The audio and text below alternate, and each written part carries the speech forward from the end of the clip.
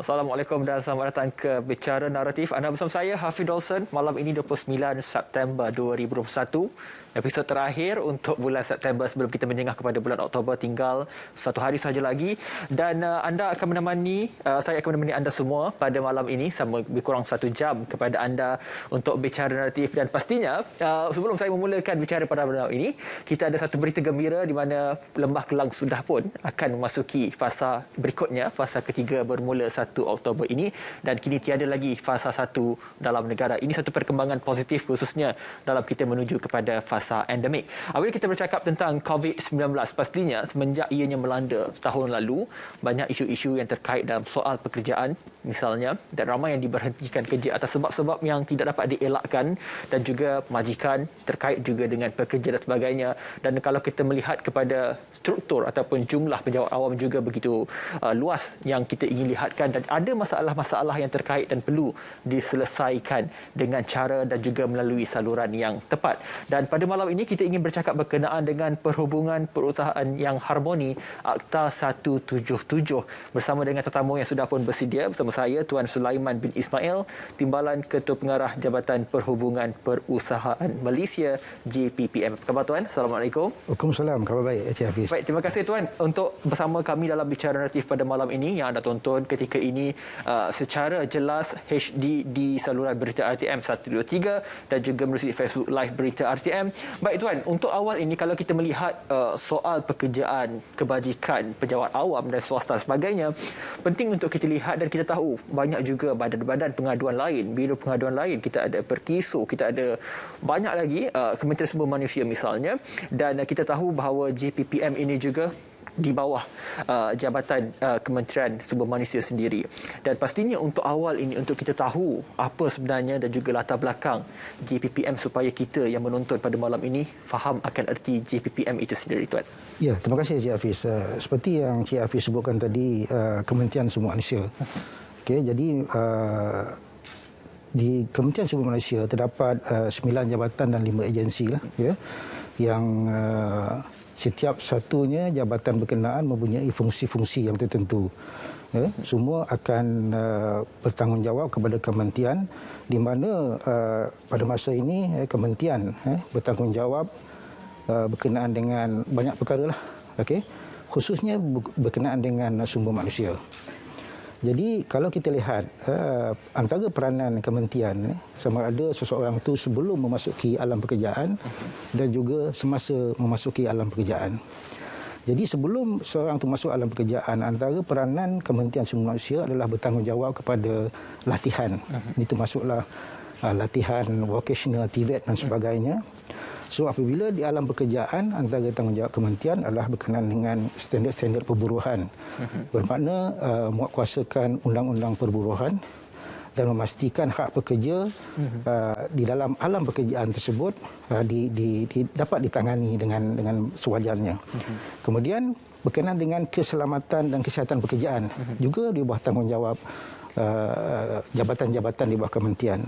Kemudian berkenaan dengan social safety net, kita katakan keselamatan sosial, ada juga peranan di situ. Dan berkaitan dengan hubungan pekerja, majikan dan kesatuan, kita ada tanggungjawab kita panggil perhubungan perusahaan. Jadi di situlah peranan Jabatan Perhubungan Perusahaan, di mana kita bertanggungjawab untuk melihat, untuk memastikan bahawa perhubungan perusahaan yang saya sebutkan tadi di alam industri, di dunia pekerjaan ini dapat dijaga dan dapat dikekalkan hubungan antara mereka yang terlibat, iaitu majikan, pekerja dan kesatuan. Jadi apabila kita mengatakan tentang standard-standard perburuhan ataupun undang-undang perburuhan, 3 jabatan utama yang menjadi teras adalah antaranya, yang pertama adalah Jabatan Tenaga Kerja, di mana jabatan inilah yang menguatkuasakan dan memastikan bahawa standard-standard perburuhan, undang-undang perburuhan, hak pekerja dan hak majikan dijaga. Dan jabatan inilah yang akan menguatkuasakan segala yang saya sebutkan tadi, khususnya di bawah Akta Kerja 1955. Okey. Itu dalam erti kata JTK di Semenanjung. Begitu juga JTK Sabah dan Sarawak mempunyai bidang kuasa yang tersendiri, di mana mereka juga menjalankan tanggungjawab untuk memastikan standard-standard perburuhan yang dipatuhi. Kemudian kita tak nafikan bahawa pada masa ini, pada masa perkembangan industri, kalau kita lihat ni, wujudnya kesatuan sekerja. Ini satu fenomena yang kita tak dapat nak elakkan, bukan di Malaysia, malah satu dunia. Di mana alam pekerjaan dan perhubungan perusahaan ini tidak lari daripada kesatuan sekerja. So, jabatan yang menjaga, mendaftar dan memastikan bahawa tadbir urus kesatuan ini berjalan mengikut aturannya adalah Jabatan Hal Ehwal Kesatuan Sekerja. Dan yang ketiga, tak lari pada malam ni lah kita akan cuba bincangkan secara umum berkenaan dengan peranan JBPM, Jabatan Perhubungan Perusahaan Malaysia. Okay. Jadi jabatan ini seperti yang saya maklum bahawa yang saya sebutkan tadi menguatkuasakan Akta Perhubungan Perusahaan 1967 ataupun kita kata Akta 177. Yang secara umumnya di mana akta ini bertujuan untuk memastikan bahawa wujudnya keharmonian perusahaan di dalam pekerjaan ataupun yang berkaitan dengan perhubungan perusahaan. So, ini adalah antara peranan-peranan jabatan-jabatan yang saya sebutkan tadi. Cuma bezanya Jabatan Perhubungan Perusahaan berbanding dengan JTK, dia ada sedikit perbezaan dari segi tuntutan. Okey. Jika contohnya saya ambil sebelum saya akan discuss, saya akan bincang lebih lanjut selepas ni. Contohnya, sebab banyak orang terkeliru antara JBPM dengan JTK. Okey. Jadi JTK ni sebenarnya yang saya sebutkan tadi, dia menjaga hak-hak minima, standard perburuhan di negara kita. Bermakna di sini jika sekiranya seorang pekerja ingin membuat tuntutan, contohnya, maknanya pekerja itu mendapati bahawa majikan gagal mematuhi standard-standard minima di dalam akta tersebut. Jadi bolehlah dibuat aduan, sama ada aduan yang berbentuk monetary claims atau yang bukan kepada JTK untuk pastikan bahawa hak-hak mereka ini diberi, sama ada dalam tuntutan berbentuk wang yang saya sebut tadi. Contohnya tak dibayar gaji, tak dibayar tuntutan lebih masa sebayangnya. Jadi ini adalah tanggungjawab JTK dan juga JTK Sabah dan Sarawak. Tapi Jabatan Perhubungan Perusahaan dia lebih kepada hal ehwal berkaitan dengan mereka yang berkesatuan. Dahulu akta ini menjurus kepada pekerja-pekerja yang berkesatuan. Tetapi pada pindaan tahun 1989 kat saya, jadi tuntutan pekerja yang berhentikan tu boleh dituntut di Jabatan Perhubungan Perusahaan, tetapi bukan atas tuntutan yang berbentuk kewangan. Okey. Jadi maknanya jika sekiranya pekerja itu diberhentikan dan mereka ini ingin diambil semula atau ingin bekerja semula, dengan syarat pemberhentian itu adalah tanpa sebab dan alasan yang munasabah oleh majikan. So, kalau pekerja itu rasa terkilan dan perlu untuk membuat tuntutan di mana meminta majikan untuk mengembalikan ke jawatan asalnya tanpa kehilangan faedah, maka Jabatan Perhubungan Perusahaan lah yang akan mengambil tanggungjawab. Selain daripada itu, terdapat juga contohnya hubungan antara majikan dengan kesatuan, isu-isu antara majikan dengan kesatuan. Banyak seksyen, nanti saya cuba sentuhkan sebentar lalu. Jadi untuk menangani, untuk mereka membuat aduan, so JBP lah yang akan menangani isu-isu atau aduan-aduan ni. Jadi bermakna di sini JBPM ini lebih kepada mereka yang berkesatuan lah. Kecuali pada masa ini tuntutan di bawah Seksyen 20 tu. Di mana jika seseorang pekerja itu ingin dikembalikan ke jawatan asalnya lah. Okay. Baik Tuan, kalau kita melihat kepada fungsi utama, Tuan pun sudah kongsikan antaranya menjadi orang tengah, menyelesaikan pertikaian. Kalau saya melihat ini antara lainnya adalah lebih kurang mediator. Kalau ada ketidaksefahaman antara dua negara, inilah perkataan yang digunakan, jadi orang tengah, mediator dan sebagainya. Tuan banyak memberi contoh antara lain tidak dibayar gaji, lebihan kerja dan sebagainya.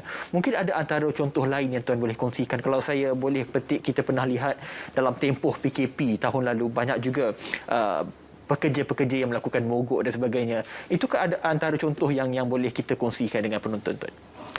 Okey, tidak dinafikan dalam suasana pada masa ini, contohnya suasana COVID ni lah, okey. Memang terdapatnya kita katakan hubungan antara majikan dengan pekerja itu khususnya pekerja akan terkilan lah, maknanya akan merasakan bahawa tindakan-tindakan majikan itu berlawanan dengan syarat-syarat perkhidmatan ataupun berkenaan dengan peruntukan atas itu sendiri. Jadi kalau kita lihat semasa COVID ni tidak dinafikan dia juga akan melibatkan Jabatan Perhubungan Perusahaan. Okey. Jadi antara tuntutan yang saya sebutkan tadi, kebanyakan pekerja secara individu akan merujuk kepada kita, khususnya Jabatan Perhubungan Perusahaan, disebabkan oleh tindakan-tindakan majikan. Kalau tengok masa COVID ni, ada mereka ditamatkan disebabkan oleh keadaan semasa. Ya, keadaan semasa. Di mana majikan merasakan bahawa mereka tidak boleh meneruskan perniagaan sebagainya. Ataupun menggunakan COVID ni sebagai alasan untuk menamatkan pekerjaan seseorang pekerja itu. Jadi mungkin alasan yang diberikan itu adalah alasan-alasan yang kita kata genuine. Ada juga alasan-alasan yang diberikan itu adalah alasan-alasan yang dijadikan sebagai orang kata batu loncatan. Jadi jabatan akan tetap menangani isu-isu ini, dan kalau kita lihat setakat nanti saya akan bagi dia punya statistiknya, terdapat maknanya kes-kes yang difailkan tu berbanding dengan masa-masa yang lalu agak meningkat sikitlah. Okey. Cuma di sini satu cabaran daripada jabatan adalah tentang kaedah pelaksanaan kita lah. Okey. Jadi tadi Cik Hafiz menyebutkan tentang kita berperanan sebagai konsulator. So bila kita katakan konsulator, maknanya kita akan mengadakan satu perundingan bersemuka antara pekerja, majikan dan sebagainya. Jadi antara cabaran kita sekarang adalah semasa COVID ni kita terpaksalah menggunakan kaedah-kaedah lain. Contohnya kita akan menggunakan rundingan damai secara virtual lah. Kita gunakan kaedah-kaedah kata-kata telefon, cara Zoom dan sebagainya. Okey. Itu terpaksa kita jalankan, dan rundingan terpaksa jalankan. Semua kaedahnya agak berbeza lah. Dan tidak dinafikan bahawa kaedah ini juga berhasil. Di mana pekerja atau majikan masih tetap ingin memperjelaskan ataupun mereka masih berkeinginan untuk menyelesaikan kes-kes itu secara rundingan damai. Nanti saya akan terangkan apa maknanya kebaikan dan signifikannya rundingan damai ini kepada Jabatan Perhubungan Perusahaan. Betul Tuan, dan pastinya Tuan pun banyak menyebut berkenaan dengan akan dikongsikan dengan lebih mendalam. Itu penting untuk anda semua memahami bagaimana JPPM ini dalam memastikan kebajikan semua pekerja terjaga dan terjamin sekiranya anda berdepan dengan pelbagai isu ataupun masalah di dalam alam pekerjaan masing-masing. Kita akan berehat seketika, kita akan kembali selepas ini dalam Bicara Naratif. Jangan ke mana-mana. Jadi itulah prinsip asasnya. Pertama sekali, anak ini dah lama renggang daripada sistem persekolahan bersemuka, kita nak kembalikan mereka. Yang kedua, kembalikan mereka bagaimana? Dalam keadaan yang selamat. Bagaimana kita nak laksanakannya? Ada SOP dan kaedah baru. Bagi contoh, penggiliran, SOP baru dan kaedah-kaedah lain yang kita pastikan, usahakan supaya anak-anak ini berada dalam satu ekosistem yang baik untuk mereka.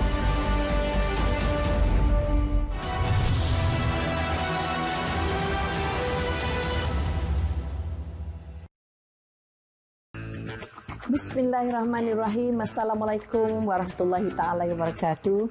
Setelah sekian lama rindu untuk melancong, kini tiba masanya untuk kita menikmati percutian yang menyeronokkan dengan amalan norma baharu. Destinasi rintis bagi pelancongan domestik yang telah dipilih untuk tujuan ini ialah Pulau Langkawi. Keindahan pulau dan pantai, alam semula jadi dan masyarakatnya yang mesra mengelahkan keunikan Langkawi sebagai sebuah destinasi pelancongan yang mempesonakan. Langkawi juga mempunyai rangkaian pengangkutan udara domestik dan antarabangsa yang memberi kemudahan kepada pelancong dalam dan luar negara. Di samping menyediakan kemudahan percutian yang terbaik kepada pelancong. Saya Nancy Chukri bagi pihak Kementerian Pelancongan Seni dan Budaya merasa amat gembira mengaluk-alukkan anda semua ke Langkawi sempena pembukaannya sebagai perintis destinasi pelancongan domestik impian norma baharu. Pada masa yang sama, SOP juga perlu dijaga.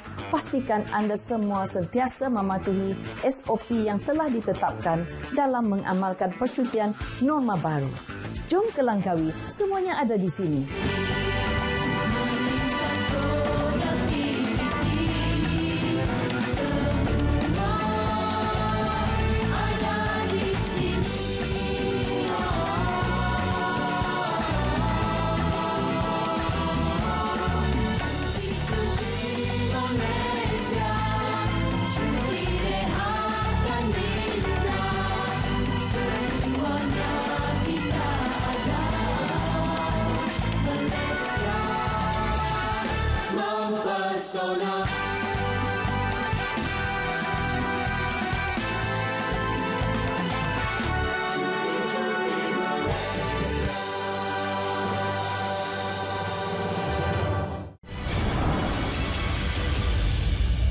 Malaysia dijangka menjadi sebuah negara tua pada tahun 2030, iaitu apabila 15% daripada jumlah penduduk Malaysia berumur 60 tahun dan ke atas.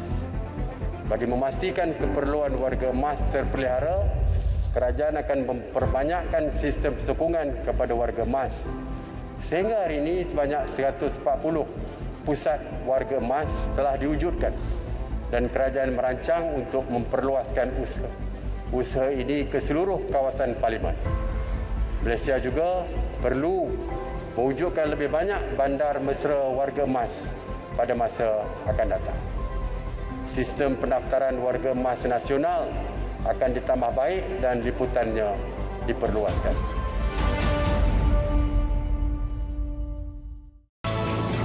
Saya menganggapkan soal connectivity bukan saja ketersambungan tetapi kualiti sambungan itu sebagai satu hak asasi manusia ataupun hak bagi setiap rakyat Malaysia.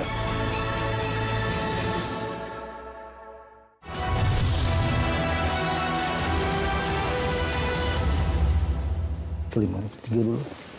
Baik, bertemu kembali dalam Bicara Naratif. Kita masih lagi bersama dengan Timbalan Ketua Pengarah Tuan Sulaiman bin Ismail, Timbalan Ketua Pengarah GPPM, untuk kita bercakap berkenaan dengan perhubungan perusahaan yang harmoni Akta 177. Dan pastinya pembukaan untuk awal ini Tuan sudah berkongsi dengan begitu banyak. Namun tidak lengkap kalau kita untuk pergi jauh ke dalam dan juga penjelasan yang lebih bermakna dan juga fahamkan berkenaan dengan apakah yang dimaksudkan dengan perhubungan perusahaan itu sendiri. Kalau kita melihat dalam kerangka pemburuhan negara, kita perlu faham dengan lebih lebih jauh, lebih dalam, lebih luas dalam optik yang lebih jelas dalam apakah yang dimaksudkan dengan perhubungan perusahaan itu, supaya kita faham dan juga mahir bagaimana peluang yang ada ini boleh digunakan untuk kita melakukan tuntutan ataupun mengadu sebarang masalah kepada JPPM itu sendiri. Okey. Terima kasih Cik Hafiz. So berkenaan dengan perhubungan perusahaan, sebelum saya jelaskan tentang apakah yang dimaksudkan tentang perhubungan perusahaan. Perhubungan perusahaan ni dia adalah sinonim dengan JPPM.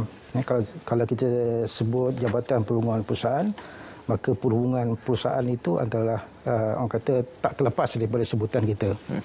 Jadi sebelum saya jelaskan tentang perhubungan perusahaan, ingin saya jelaskan tentang employment relation, maknanya perhubungan pekerjaan.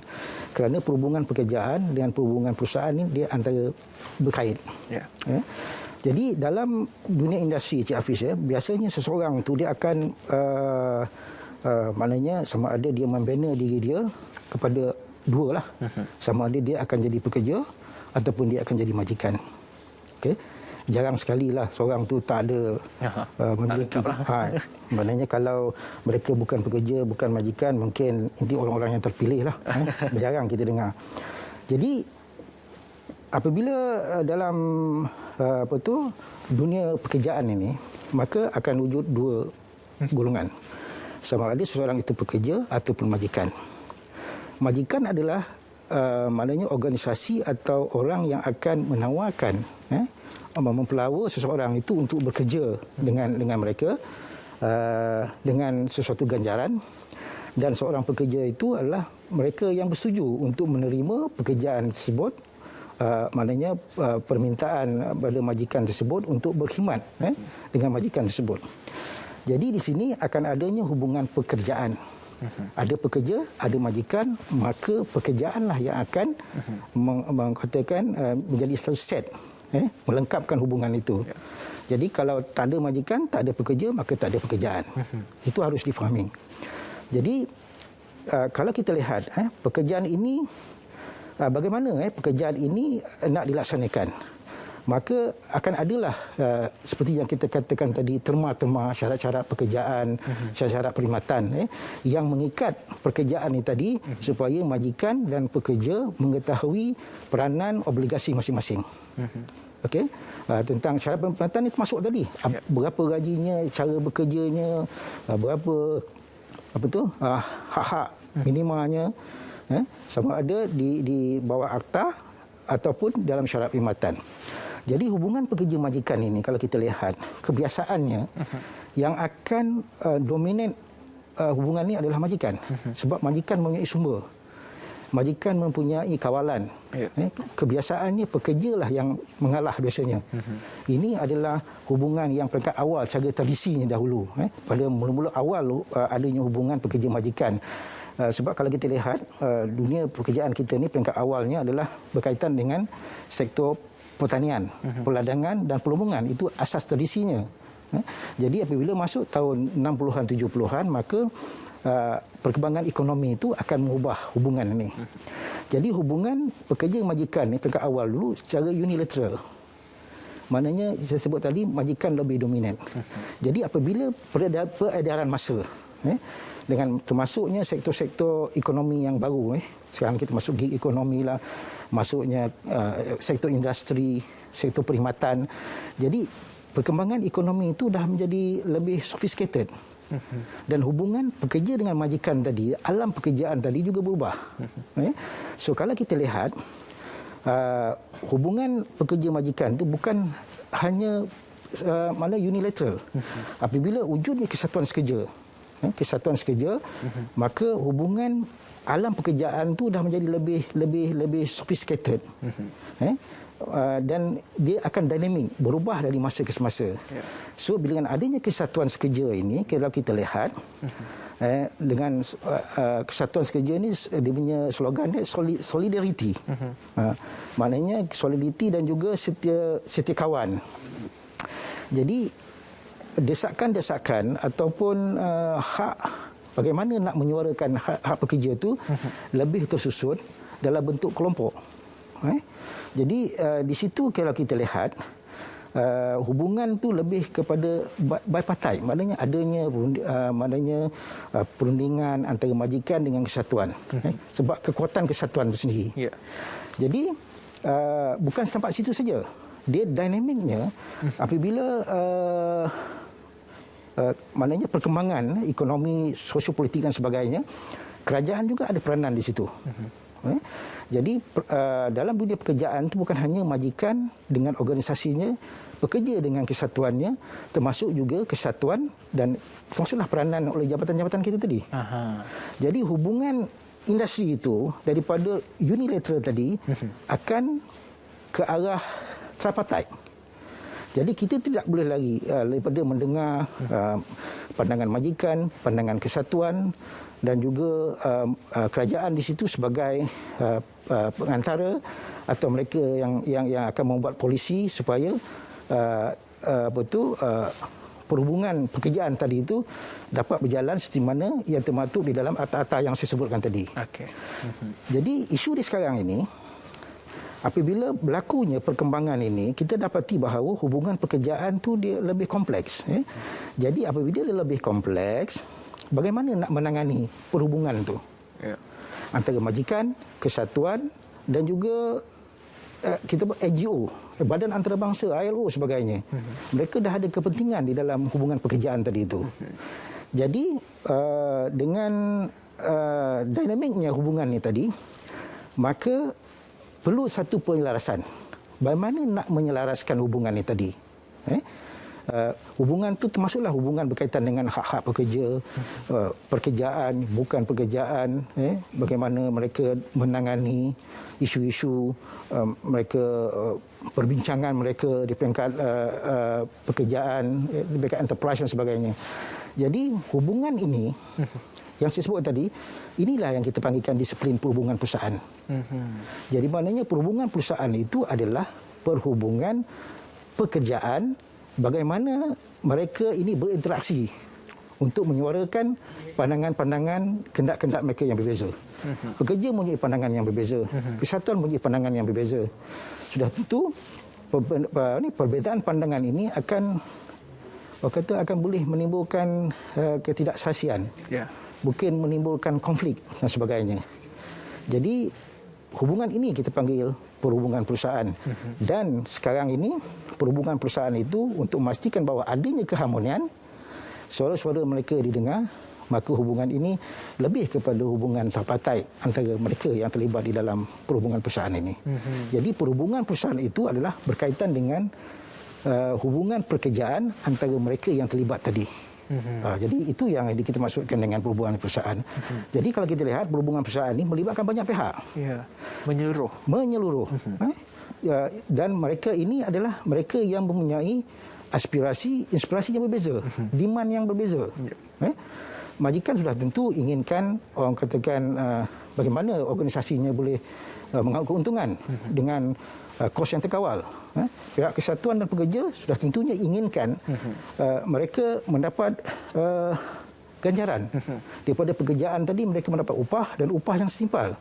Dan juga mereka mengharapkan bahawa mereka ada security of tenure daripada pekerjaan tersebut. Dan dunia pekerjaan ini adalah suatu yang asasi. Semua orang memerlukan pekerjaan.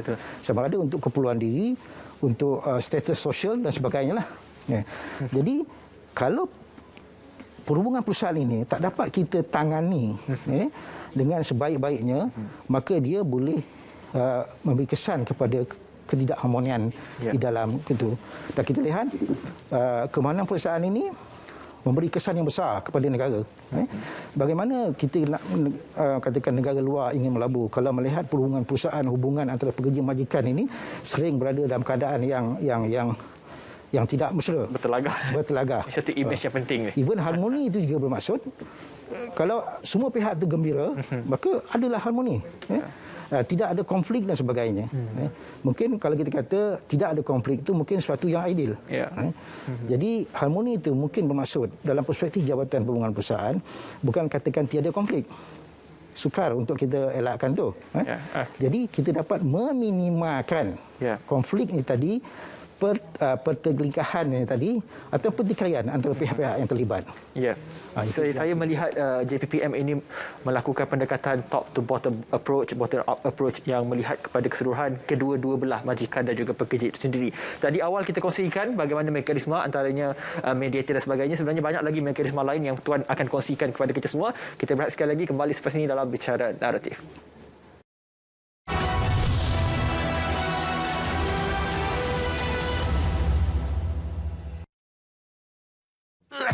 Adakah di kalangan keluarga anda mempunyai tanda-tanda batuk sebegini? Mungkin juga di kalangan rakan sepejabat anda.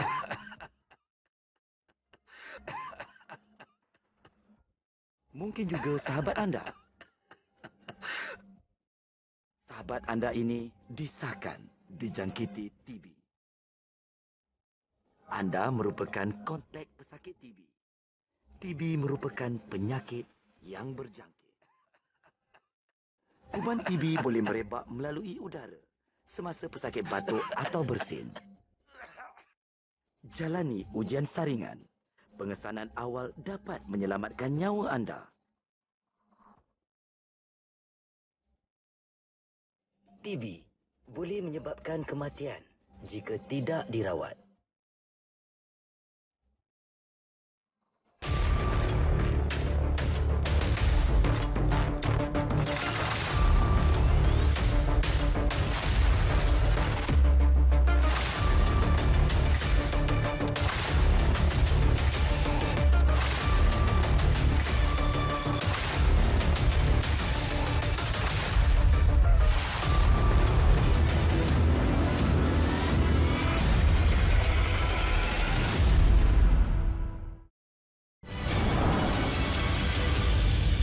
Seperti saya umumkan semasa Hari Malaysia, peruntukan sejumlah 7.7 bilion ringgit iaitu 3.61 bilion ringgit kepada negeri Sabah dan 4.09 bilion ringgit kepada negeri Sarawak disediakan bagi pelaksanaan jendela sepanjang tempoh RMK12. Dengan peruntukan ini, liputan jalur lebar akan dipertingkat melalui pembinaan infrastruktur digital termasuk pembinaan menara atau pemancar telekomunikasi. Sehingga Ogos 2021, sebanyak 2,645 infrastruktur digital siap dipasang di Sabah dan 2,117 di Sarawak. Bagi menambah baik bekalan elektrik, loji jana kuasa baru akan dibina dan talian penghantaran grid Timur Barat Sabah akan dinaik taraf. Projek pembinaan hidroelektrik Sabah, pembinaan di hidroelektrik Baleh di Sarawak dijangka siap pada tahun 2020.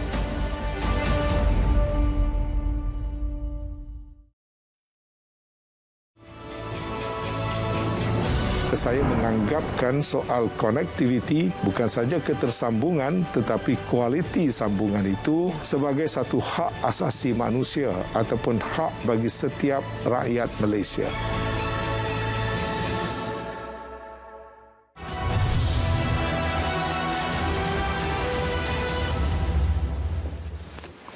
Baik, bertemu kembali dalam Bicara Naratif bersama dengan Tuan Ismail Sulaiman.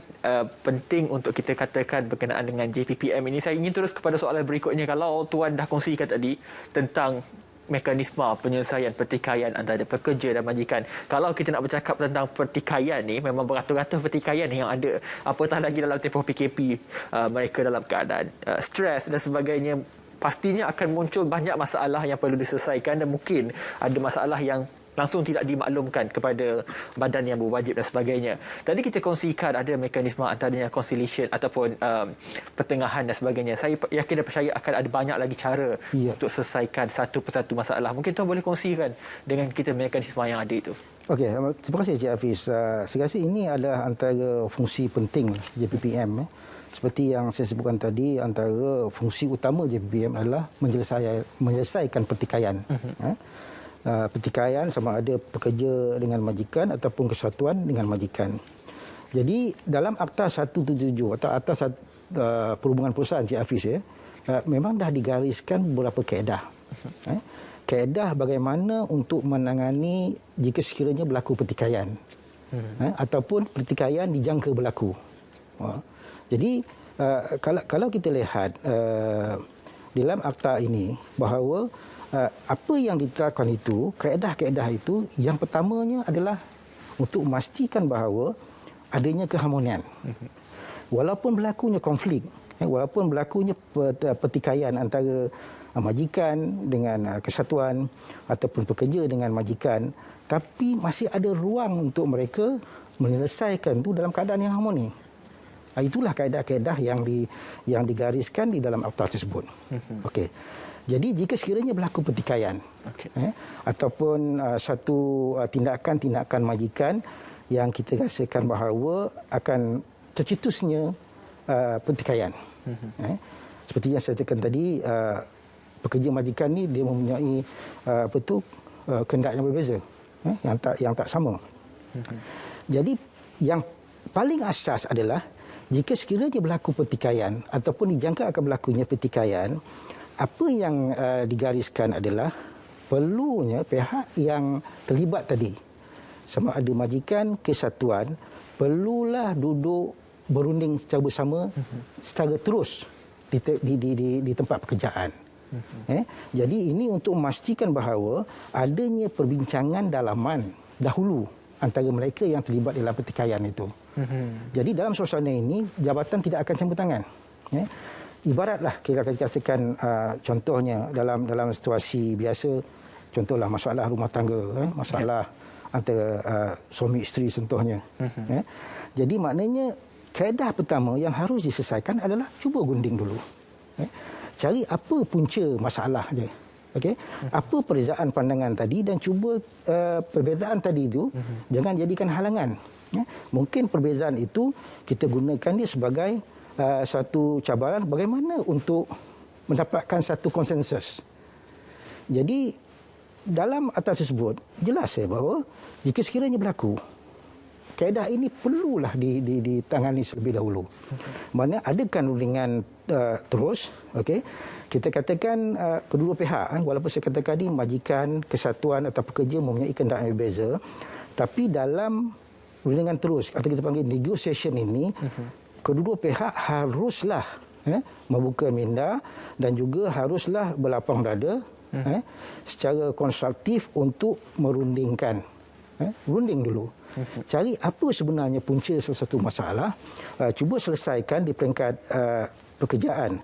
Jadi kesediaan kedua pihak ini untuk rundingan, kesabaran mereka untuk berunding adalah intipati kepada adalah rahsia kepada kejayaan ini. Jadi perbincangan tersebut mestilah kita katakan free and frank discussion. Okey. Jadi di sini kedua pihak tu haruslah orang kata memanglah kadang-kadang kita lihat kesatuan ni menganggapkan majikan ni kurang telus, maknanya tidak tu mempunyai sikap yang friendly. Majikan pula mungkin menganggap kesatuan ni sebagai orang kata sering memberi masalah, tidak bekerjasama. Jadi sikap-sikap ini harus dibuang. Itu saya sebut tadi free and frank discussion. Perlu merundingkan apa sebenarnya isu itu. Contohnya kalau kita lihat bagi majikan-majikan yang berkesatuan, biasanya dia akan ada kita panggil perjanjian kolektif. Perjanjian kolektif. Jadi sebelum merundingkan sesuatu perkara itu, sebelum dimuktamadkan, okey, perjanjian kolektif itu, mereka akan melakukan rundingan dulu secara dalaman. Okey, untuk melihat apa tema-tema yang mereka setuju, apa tema-tema yang mereka tidak bersetuju. Okey, yang tidak bersetuju ni mereka akan adakan rundingan terus. Jangan merujuk kepada JPP dulu. Sebab kadang-kadang isu dan masalah secara dalaman ni mereka yang lebih memahami. Jadi kita perlukan satu konsensus. Kita panggil amicable settlement. Tanpa melibatkan pihak ketiga. Ini adalah mereka saja yang berunding. Jadi perlu kepada sikap ni supaya apa yang mereka putuskan itu, apa yang mereka hasratkan dapat diselesaikan secara damai. Jadi rulingan terus ini atau negotiation ini, seperti yang saya sebut tadi, tak lari daripada tujuan sebenarnya untuk memastikan bahawa walaupun dalam konflik, tapi mereka masih boleh berbincang. Jadi keharmonian itu akan wujud di dalam industri tersebut. Jadi kita nak elakkan, sebab kalau kita lihat, tadi Cik Hafiz ada sebut mogok, piket sebagainya kan. Jadi suatu pertikaian itu kalau tak dikawal, kita khawatir bahawa dia akan menjadi satu tindakan perusahaan. Tindakan perusahaan ini boleh dilaksanakan oleh pekerja. Seperti piket, mogok dan sebagainya. Walaupun piket, mogok ni dia ada syarat-syarat dia tertentulah di dalam akta tersebut.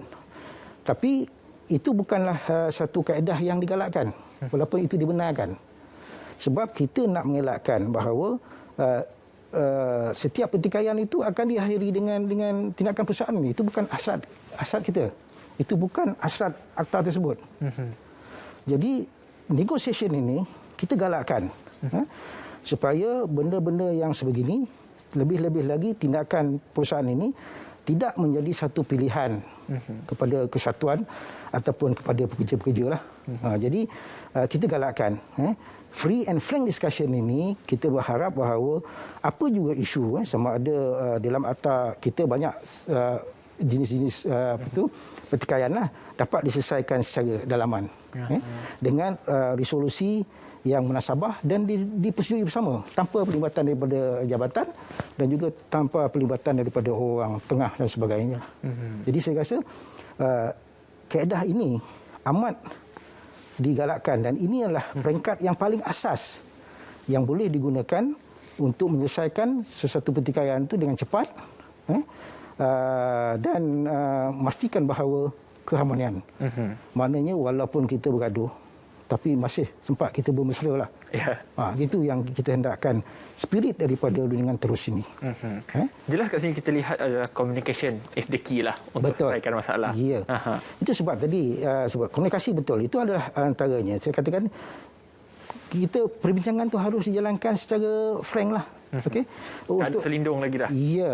Berterus terang, adanya tidak ada berselindung dan sebagainya, dengan telus, dengan ikhlas, tapi harus dalam suasana yang konstruktif. Kita tak mahu, biasanya orang yang dalam pertinggahan ini akan membawa emosi dia. Terbawa-bawa. Perbincangan bukan secara emosional. Perbincangan adalah secara rasional ke arah apa yang kita nak persetujui sebagai satu penyelesaian bersama. Itu yang lebih penting dalam situasi inilah. Itu rundingan terus. Jadi kalau peringkat rundingan terus ini tak berjaya, di situlah peranan Jabatan Perhubungan Perusahaan. Kita tengok banyak seksyen lah. Contohnya seksyen 13, perundingan perjanjian kolektif sebagainya. Kalau dah digunding di peringkat industri tadi tak selesai. Jadi ada caranya bahawa ada mereka boleh membuatkan aduan untuk ke Jabatan Perhubungan Perusahaan untuk memohon pihak ketiga mendamaikan pertikaian tadi. Sama ada Seksyen 8-nya, hak-hak berkesatuan, Seksyen 13 berkenaan dengan perjanjian kolektif, Seksyen 18 atau apa-apa pertikaian berkaitan pekerjaan dan bukan pekerjaan. Dan apa jugalah Seksyen 20 jika seseorang pekerja itu diberhentikan dan ingin dikembalikan ke jawatan asalnya dengan alasan bahawa penamatan majikan itu tanpa mempunyai sebab dan alasan yang munasabah. Boleh. Jadi saya sebut tadi peringkat yang kedua adalah conciliation. Ini adalah fungsi asas Jabatan Perhubungan Perusahaan. Menjadi perantaraan, iaitu orang tengah untuk menyelesaikan apa-apa juga pertikaian. Jadi kalau kita bolehlah katakan bahawa pegawai-pegawai perhubungan perusahaan ini, mereka ni seakan-akan conciliator lah. Dalam bidang dan tugas dia tertentu akan menjadi perantara antara majikan dengan kesatuan. Jadi ini adalah signifikan kepada JPP. Inilah tugas asas. Sebab kita nak pastikan bahawa apa-apa pertikaian itu dapat diselesaikan dengan cepat, dengan mudah, dengan murah. Sebab rundingan terus dengan conciliation ini tanpa kos kepada pihak-pihak yang terlibat. Semua kita menjadi orang tengah yang impartial, orang tengah yang tidak memihak kepada mana-mana pihak, pekerja atau kesatuan, dan kita akan cuba mendamaikan mereka. Contohnya kita ambil Seksyen 20, contohnya lah, mana mereka ingin kembalikan ke jawatan asalnya selepas ditamatkan. Jadi kita akan lihat apa isu sebenar penamatan tersebut. So pekerja, kita akan panggil pekerja itu ke pejabat, sebenarnya pejabat negeri lah, untuk menjalankan dengan damai. So kita akan dengar keterangan daripada pengadu pekerja tadi. Bagaimana penamatan itu berlaku, apa caranya berlaku. Kemudian kita bagi peluang kepada majikan pula untuk adduce dia punya keterangan, dia punya evidence, dia punya bukti sebagainya. Okey. Jadi kita akan nilai dari segi situlah. Dia more on discussion. Seolah-olah kita dengar tu macam satu litigation, tapi bukan. Masih dalam peringkat perundingan. Baik tuan, satu penerangan yang konkret kita akan lanjutkan sebenarnya. Kita nak take handbrake dululah sebelum kita lebih untuk memahami berkenaan dengan JPPM ini. Kita akan berehat sekali lagi kembali selepas ini ke Bicara Naratif, jangan ke mana-mana. Jadi itulah prinsip asasnya. Pertama sekali, anak ini dah lama renggang daripada sistem persekolahan bersemuka, kita nak kembalikan mereka. Yang kedua, kembalikan mereka bagaimana? Dalam keadaan yang selamat. Bagaimana kita nak laksanakannya? Ada SOP dan kaedah baru. Bagi contoh, penggiliran, SOP baru dan kaedah-kaedah lain yang kita pastikan, usahakan supaya anak-anak ini berada dalam satu ekosistem yang baik untuk mereka.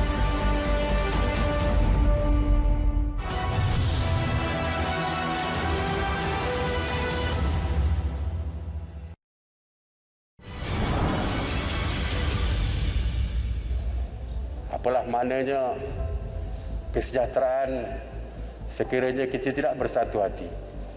Sejarah telah mengajar kita betapa pentingnya untuk mengekalkan perpaduan dalam membina negara bangsa ini. Bagi memperkukuh kesepaduan keluarga Malaysia, program perpaduan dan sukan secara inklusif serta komprehensif akan dipergiat. Pengaduan rakyat yang berbilang kaum, agama dan bangsa selain integrasi nasional, silang budaya serta merentasi ideologi politik adalah tunjang kekuatan kita sebagai sebuah keluarga Malaysia. Marilah kita menggerakkan seluruh kekuatan untuk terus menyebarkan semangat patriotisme dan kesukarelawan dengan memanfaatkan platform digital dan media yang lain, pemahaman serta penghayatan mengenai perlembagaan persekutuan dan rukun negara perlu terus diterapkan dan diperkasakan di kalangan anak-anak kita dan golongan belia negara.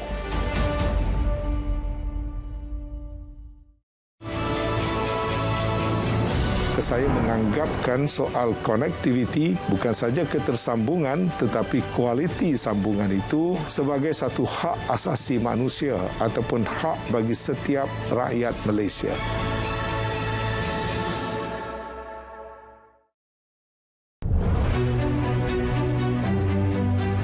Kita gunakan sains dan data supaya kita tahu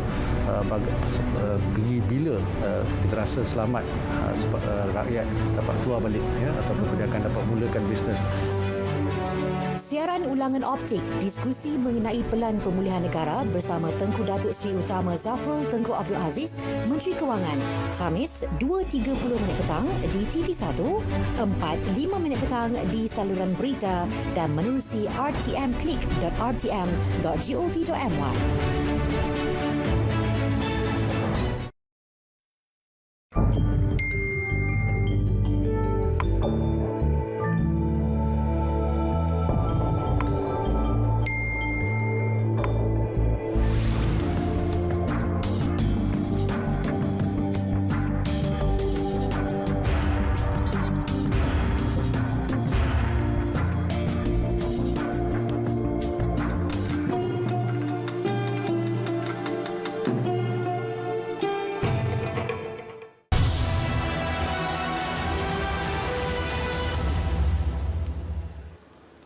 Baik, bertemu kembali dalam bicara naratif. Baik, Tuan, kita sambung mekanisme yang kedua tadi. Kita belum sempat habiskan conciliation itu sebelum kita bergerak kepada mekanisme berikutnya. Mungkin Tuan boleh teruskan apa mekanisme ini yang boleh membantu menyelesaikan isu yang kita katakan.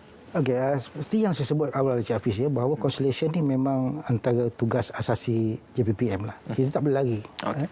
JPPM dengan conciliation, pegawai JPPM sebagai conciliator, maknanya kita tak boleh pisahkan.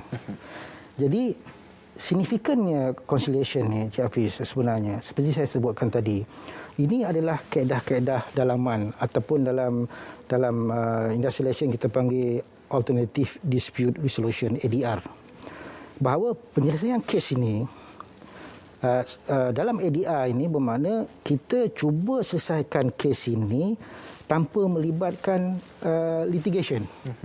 Okey. Rundingan terus tadi, maknanya rundingan terus antara pihak terlibat. Rundingan damai kita perlukan pihak ketiga. Mana pegawai JPP akan cuba menjadi perantara untuk menyelesaikan kaedah tersebut.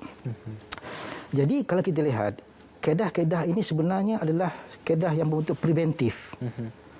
Bahawa suatu pertikaian itu boleh diselesaikan secara dalaman tanpa melibatkan litigation. Itu kaedah yang terakhir.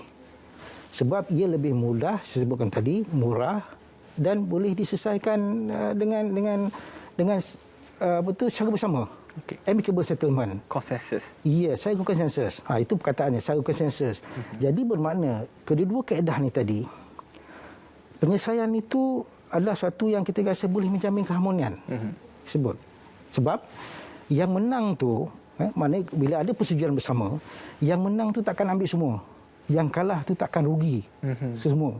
Ini kaedahnya yang ingin kita laksanakan. Kita kata yang biasa kita dengar adalah menang-menang, win-win situation. Ini adalah yang kita terapkan, yang kita harapkan. Jadi dari segi jabatan, tugas pegawai secara conciliation ni, kita sedaya upaya akan membuat perundingan damai ini di peringkat negeri dan juga di peringkat ibu pejabat. Kalau negeri tidak selesaikan kes itu ataupun mendapati bahawa tak ada ruang untuk penyelesaian, dihantar laporan ke ibu pejabat. Tetapi memandangkan conciliation ni adalah yang penting, yang saya katakan ni kaedah yang preventif. Kita akan buat perundingan kali ketiga, khususnya kes-kes Seksyen 20 yang saya sebutkan tadi, bahawa kita akan cuba menilai kes tersebut ada tak ruang-ruang lagi untuk kita selesaikan, supaya kita akan menjimatkan masa pihak-pihak yang bertikai ini, dan kita akan gunakan kaedah preventif ni supaya adanya satu penyelesaian bersama, bukan diputuskan oleh mahkamah. Kalau diputuskan oleh mahkamah nanti akan ada win-lose. Jadi akan ada pihak yang terkilan. Mungkin ada pihak yang rasa tak puas hati dan sebagainya. Okey, jadi dalam conciliation inilah ruang untuk mereka ini berbincang.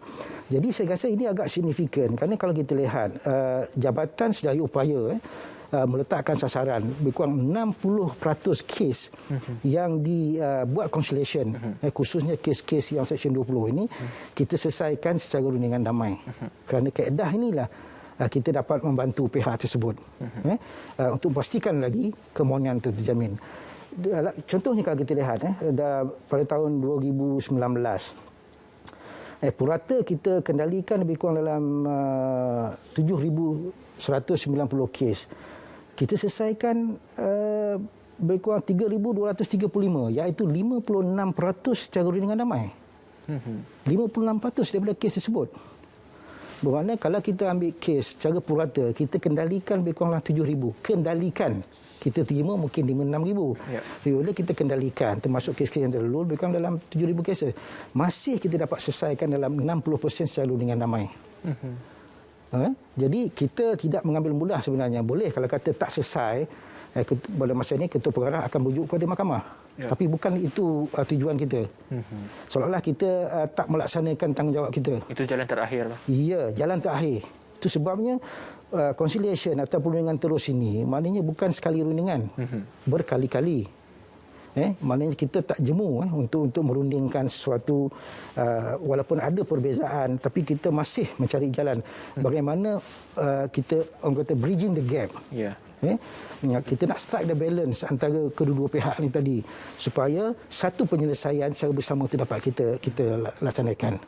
So banyak kes-kes kita tahun 2020 kita selesaikan 58% secara dengan damai. Dan pada tahun 2001 setakat ini kita selesaikan 39.94% secara dengan damai. Jadi kita tekankan dengan damai ni. Seolah-olah kalau tak ada dengan damai ni maknanya JPP ni tidak ada keberkesanan dari fungsinya. Jadi inilah signifikannya. Dan kalau kita lihat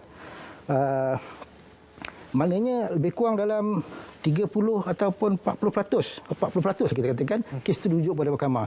Di lain itu kita selesaikan di peringkat undangan damai di JPPM. Jadi pegawai kita terpaksalah mengambil masa yang lama, bersabar. Tak jemu sekali gunting. Kalau Cik Hafiz nak ingin tahu, perundingan ni banyak kali, mungkin 5-6 kali untuk kita dalam tempoh yang pendek lah. Kita nak convincekan pihak-pihak yang terlibat. Tapi tempoh masa itu masih 3 bulan lah. Dan masa 3 bulan ni kita cuba selesaikan. Dan secara penyelesaian ni Cik Hafiz boleh juga contohnya kes-kes yang Seksyen 20 ni penyelesaiannya boleh berbagai-bagai kaedah. Antaranya boleh juga terlibat pembayaran ex gratia.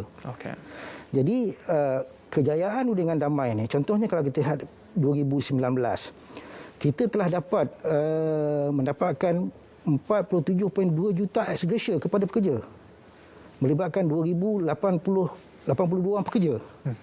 Pada tahun 2020 kita mendapatkan 50.8 juta untuk pekerja ni sebagai pembayaran ex gratia sebagai satu penyelesaian. Dan 2001 ni sehingga September 19.7 juta. Melibatkan 875 kes. Jadi ini menunjukkan bahawa kita memang signifikan dalam erti kata penyelesaian pertikaian ini, dan kita rasakan bahawa dengan damai atau conciliation ini amat berkesan dan ia kita terapkan supaya kita laksanakan sebaik mungkin.